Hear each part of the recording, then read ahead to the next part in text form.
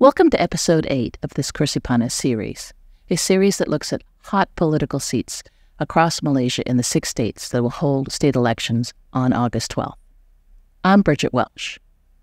I've gotten in the plane from the north back to Kuala Lumpur and gotten in my car and driven south to the magical state of Negri Sembilan. This place is considered quite small from perspective of geography and population size, with only around 1 million people. But in fact, it's a place of significant and much bigger importance than is given credit to, much bigger importance than people realize. It's a place of tremendous diversity.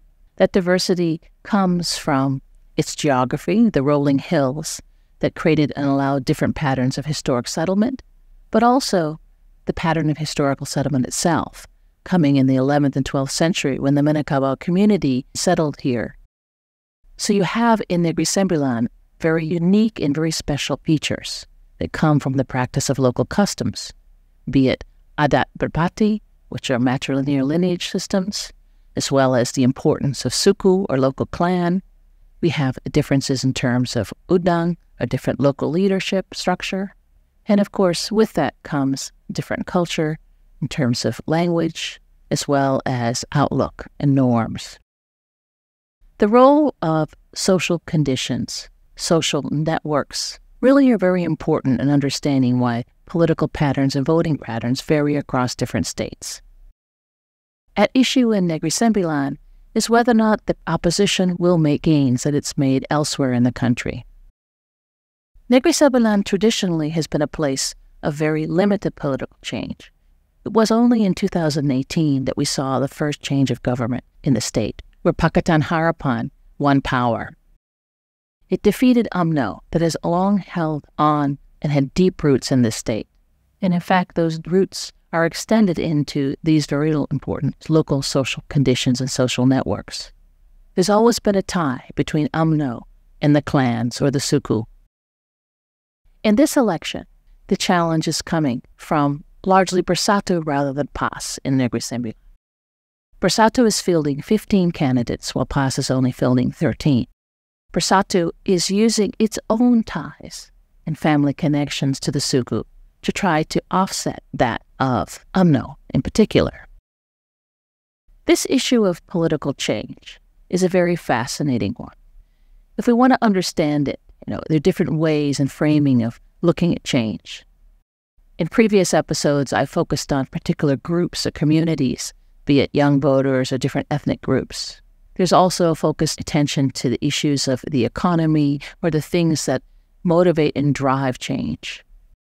But when we're talking about political change in Malaysia, we're also talking about different socioeconomic ties and networks. And Negri Sembilan provides a lens to help us understand how political change is tied into social conditions. The issue of political change has long been a narrative talked about in Negri Sembilan. Not so much in terms of changing government, but the challenges and issues of a changing society and how a society adapts to those socioeconomic issues such as development. The writer Zakaria Ali captured this in his book that featured Negri Sembilan and the place of Rembau, which is very much at the core of the Minangkabau areas, tied into many of the suku and local clans.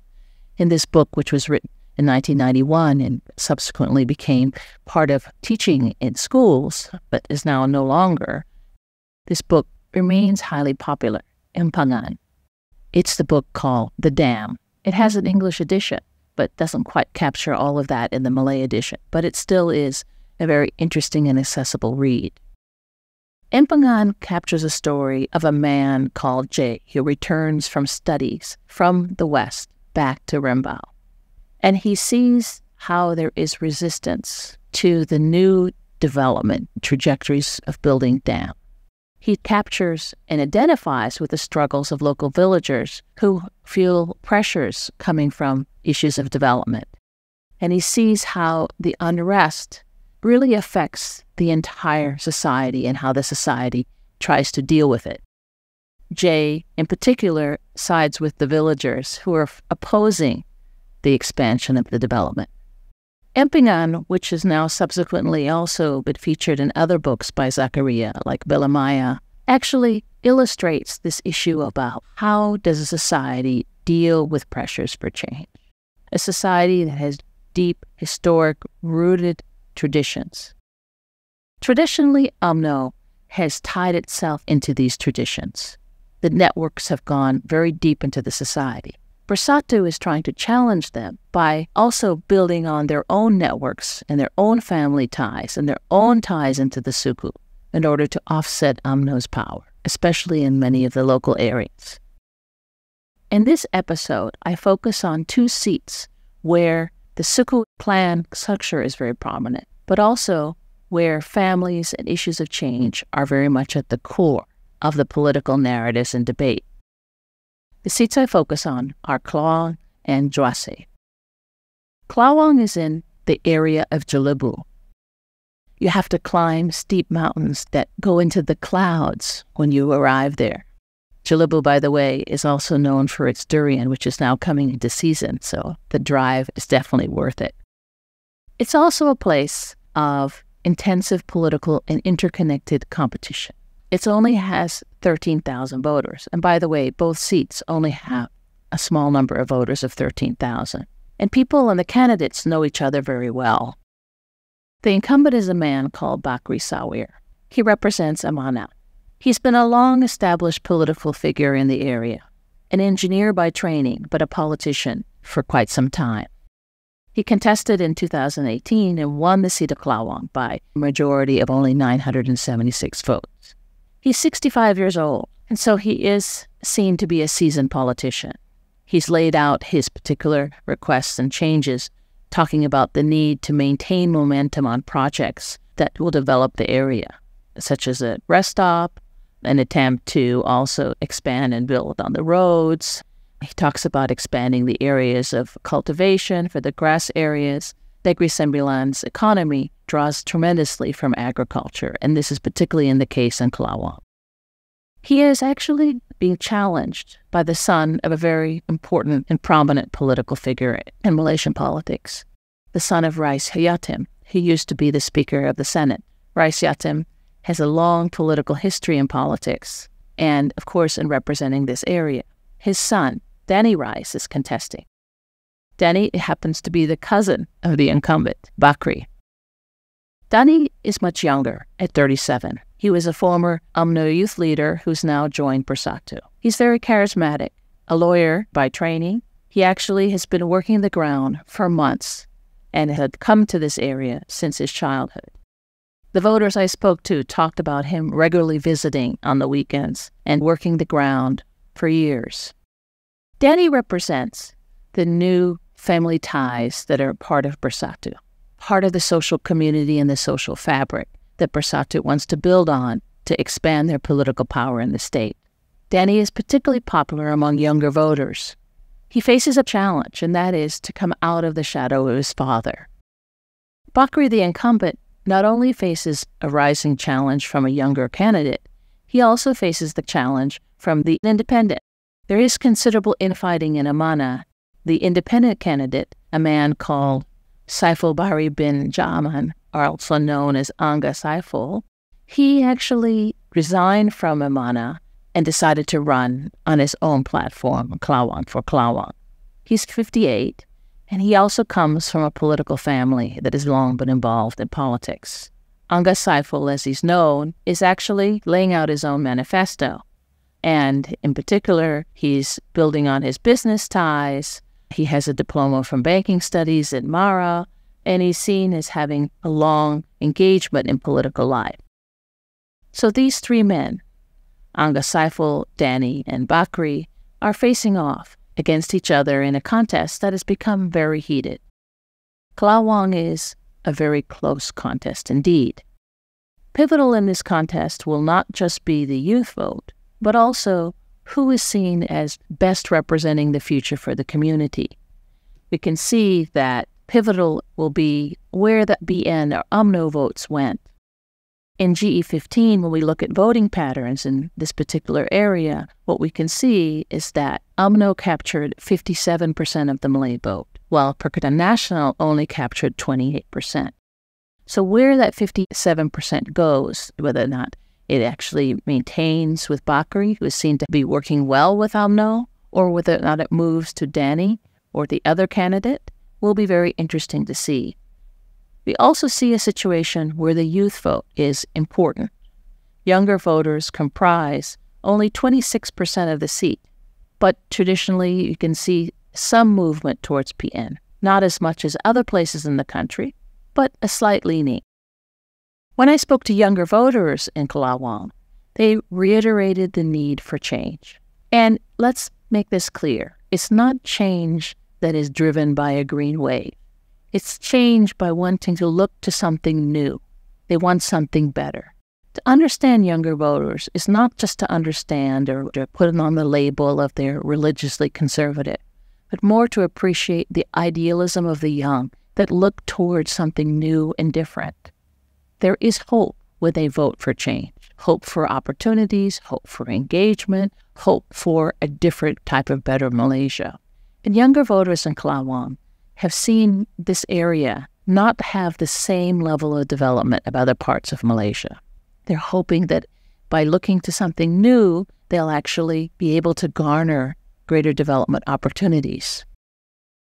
In Juase, which is around 45 minutes further south in Negri Sembilan, we see a different type of family dynamic. There, a former chief minister, Menteri Besar, Isa Samad's wife, a woman called Bibi Sharliza, at 54, is facing off against the candidate for Bersatu, a man called Eden Shazli bin Shist. He actually was a former member of parliament for this area from 2018 up till 2022. He was elected by a Pakatan Harapan ticket as a Bersatu member and was originally a deputy minister and then continued on in the Muhyiddin Yassin's government after the Sheraton move.